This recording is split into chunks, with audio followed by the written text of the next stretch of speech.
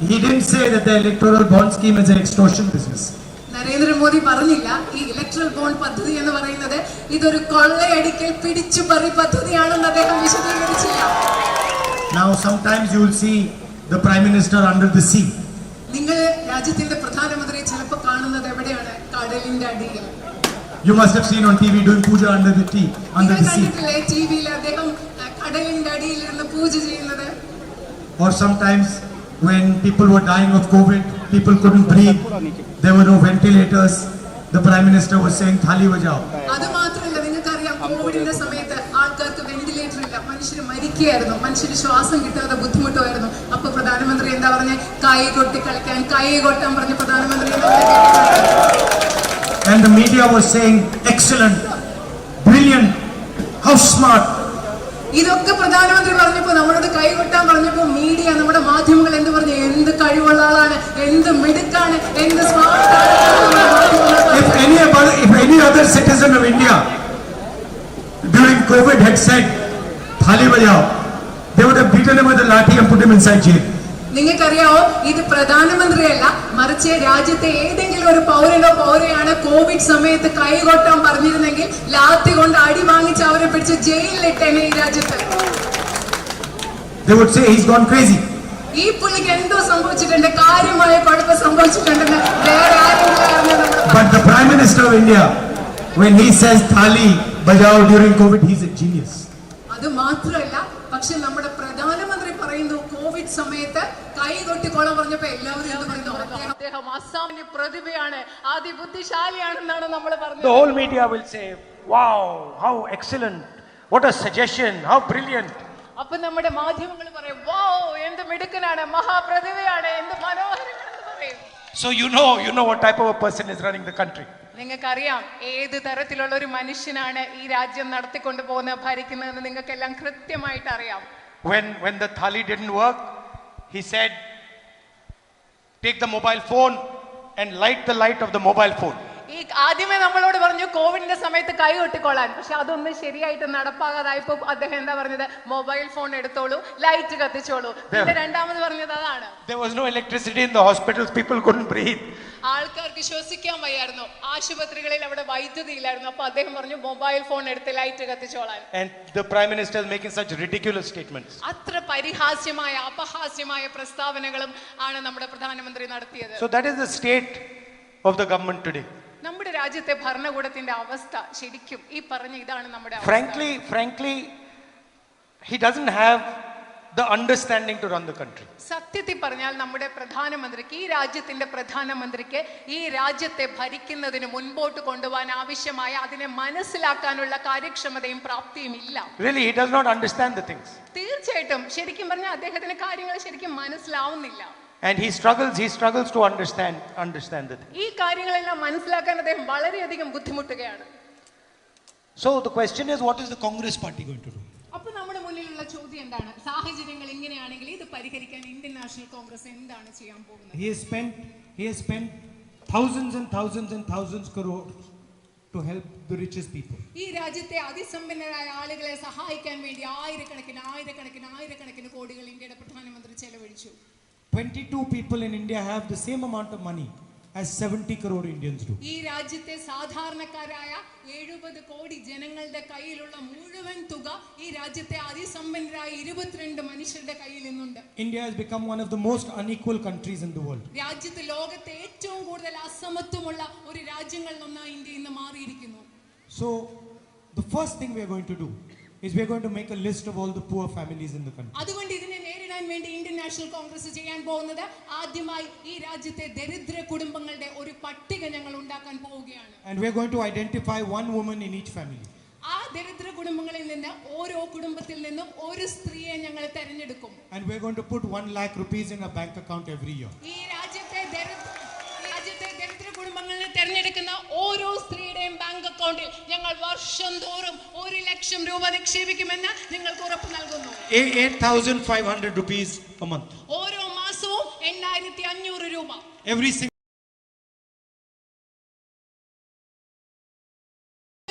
വരെ, ദാരിദ്ര്യത്തിൽ നിന്ന് പുറത്തു കടക്കുന്നത് വരെ ആ സ്ത്രീയുടെ ബാങ്ക് അക്കൗണ്ടിൽ ഓരോ മാസവും 8,500 രൂപ ഇന്ത്യൻ നാഷണൽ കോൺഗ്രസ് നിക്ഷേപിക്കും. Now the highest level of unemployment in 45 years is the current status in India. ഇന്ന് നമ്മുടെ രാജ്യത്ത് 45 വർഷങ്ങളിലെ ഏറ്റവും ഉയർന്ന വർദ്ധിച്ച തൊഴിലില്ലായ്മ നിരക്കാണുള്ളത്.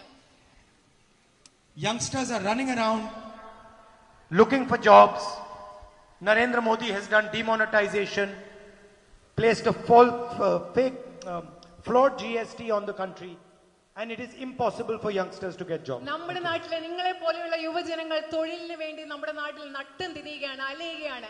ഒരു നോട്ട് നിരോധനത്തിലൂടെ അതുപോലെ വികലമായ GST ചരക്ക് സേവന നികുതിയിലൂടെ ഈ രാജ്യത്തിലെ യുവജനങ്ങൾക്ക് തൊഴിൽ കിട്ടുന്ന സാധ്യത തന്നെ നരേന്ദ്രമോദി ഇല്ലാതാക്കിയിരിക്കുകയാണ്.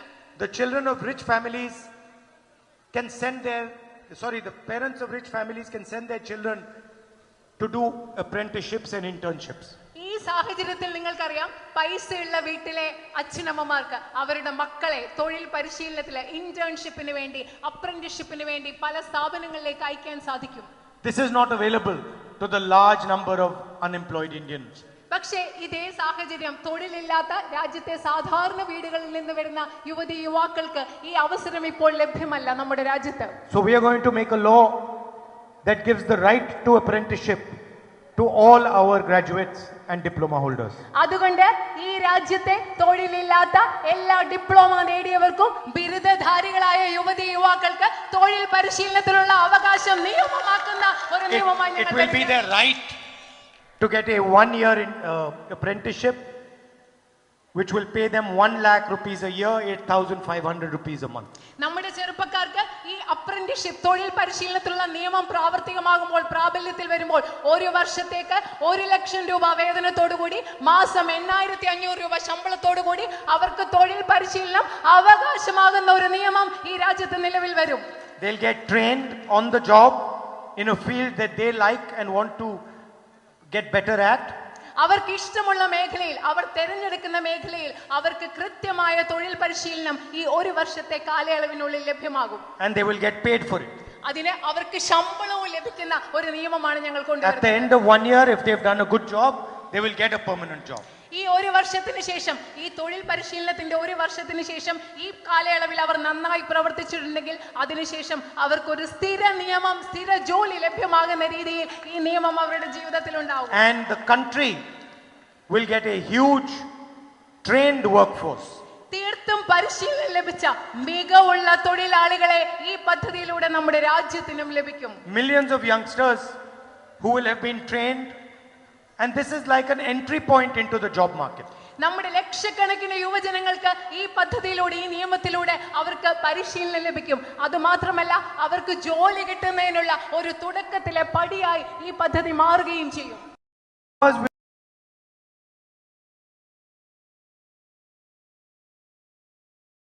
Minimum support price. അതുപോലെ തന്നെ ഈ നിയമപരമായി ഒരു കുറഞ്ഞ താങ്ങുവില, Price. അതുപോലെ തന്നെ ഈ നിയമപരമായി ഒരു കുറഞ്ഞ താങ്ങുവില ഉറപ്പു നൽകാൻ പോവുകയാണ്. By the GST. അതുപോലെ തന്നെ വളരെയധികം സമ്പളമാക്കാൻ പോവുകയാണ്. One tax, minimum tax. ഒരു ടാക്സ്, ഒരേ ഒരു നികുതി, അതുപോലെ ഏറ്റവും കുറഞ്ഞ നികുതി. We are going to scrap the Agniveer scheme.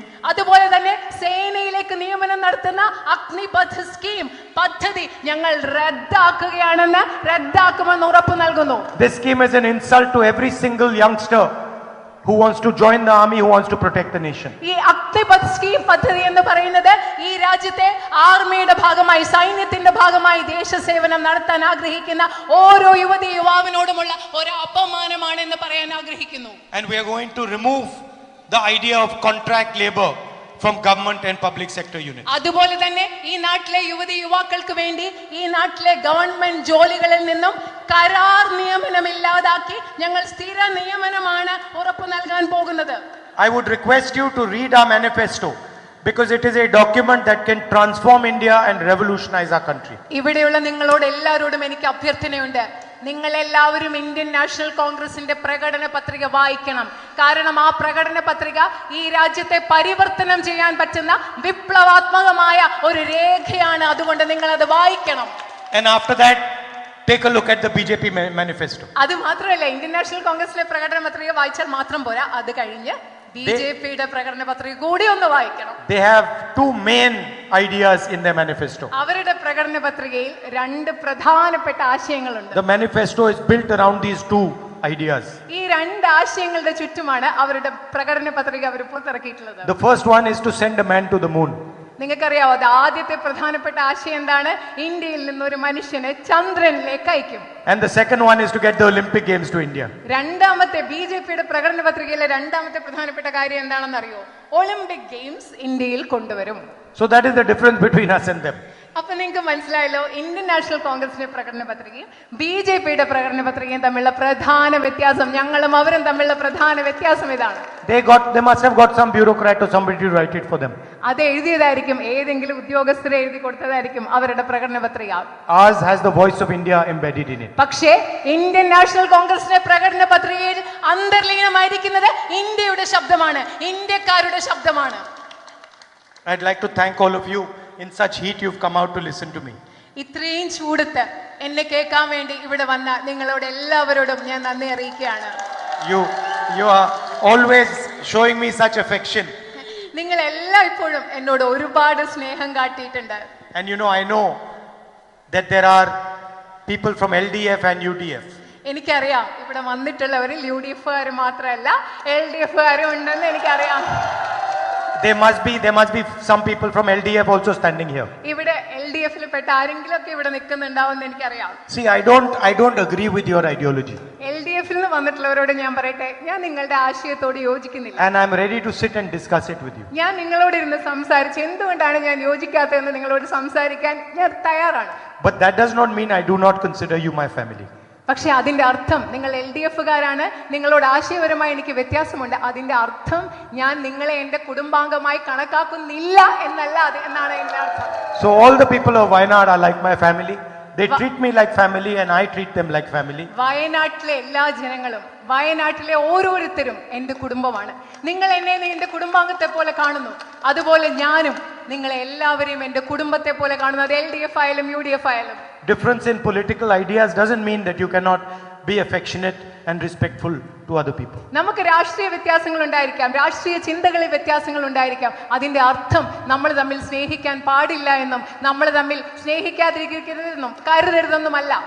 And to all the UDF workers who are here, you are like our Babbar Sher, like tigers. ഇവിടെയുള്ള UDF പ്രവർത്തകരോട് ഞാനൊരു കാര്യം പറയട്ടെ, നിങ്ങള് ഞങ്ങളുടെ കടുവകളെ പോലെയാണ്. So I'd like to thank all of you. നിങ്ങളെ എല്ലാവരെയും, അതുകൊണ്ട് നിങ്ങളോട് എല്ലാവരോടും ഞാൻ നന്ദി പറയാൻ ആഗ്രഹിക്കുന്നു. Nanni. നന്ദി, താങ്ക് യു.